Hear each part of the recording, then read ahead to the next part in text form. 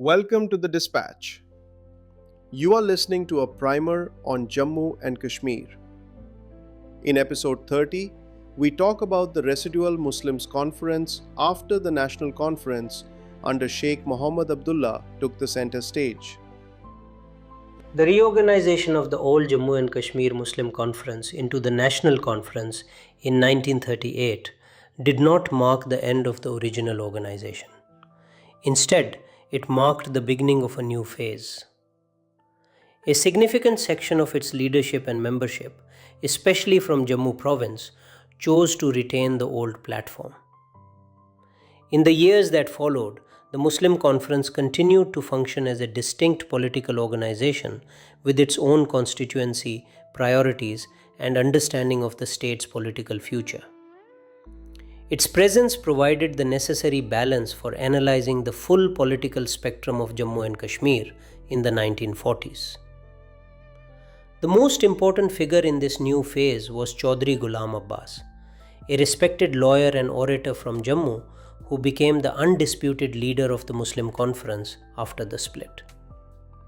Abbas carried significant credibility among sections of Jammu's Muslim population, especially in the Mirpur, Poonch, Bhadarwa and Doda regions. His political style differed from that of Sheikh Mohammad Abdullah. While Abdullah relied on mass mobilization in the valley, Abbas worked through regional networks, community organizations, and district-level committees. His approach was organizational rather than agitational, and his speeches emphasized rights, representation, and administrative fairness. The party's base remained strongest in Jammu province, where socio-economic conditions differed from those of the Kashmir Valley. Muslims in districts such as Mirpur and Poonch were relatively better represented in agriculture, trade, and local administration, yet they shared long-standing concerns over representation in higher services and decision-making positions. The Muslim Conference articulated these regional grievances and translated them into constitutional demands, particularly during Praja Sabha sessions and in memoranda addressed to the state government. In the valley, the Muslim Conference retained pockets of support, particularly among families and clerical networks aligned with traditional religious leadership. However, its organizational strength remained modest compared to the National Conference. Its political vocabulary focused less on secular nationalism and more on socio-economic rights framed through community representation, though it consistently worked within the constitutional framework of the princely state. The party's grievances and platforms were shaped by three broad themes. First, a call for proportional representation in government service, education, and the legislative process. The Muslim Conference argued that Muslims, being the demographic majority, were entitled to fairer participation in administration, a view supported by data from the 1931 and 1941 censuses. Second, a demand for accelerated administrative reform, particularly in revenue and judicial matters.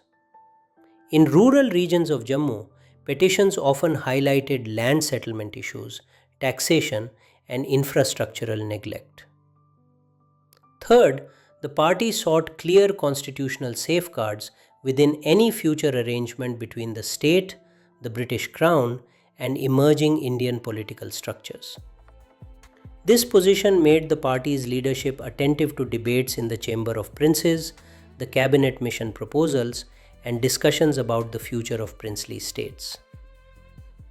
The Muslim Conference maintained cordial, though at times cautious, communication with the Maharaja's administration. While it criticized aspects of Dogra governance, it continued to engage through deputations, memoranda, and participation in the Praja Sabha. Its relationship with the British Residency was formal. The party often submitted detailed representations to the resident, especially on matters linked to constitutional reform and political rights. By the mid-1940s, the Muslim Conference had consolidated itself as the principal alternative to the National Conference. It represented a different reading of the state's political landscape, one rooted in the specific experience of Jammu's Muslims, cautious of valley-centric mass politics and attentive to constitutional pathways. Its presence ensured that political debates in Jammu and Kashmir did not move in a single direction. Together with the National Conference, it constituted the two major poles of political life in the crucial decade before 1947. Thanks for watching this episode of Primer on Jammu and Kashmir. Here is a quick note from the editors of the Dispatch. While dealing with historical events, we are conscious of the fact that history has no single view. In places like Jammu and Kashmir, this can be more complicated. While explaining the events of history through this primer, we are taking the best possible care to be objective and to offer context wherever views differ starkly. We welcome you to write to us and enrich the knowledge base on Jammu and Kashmir.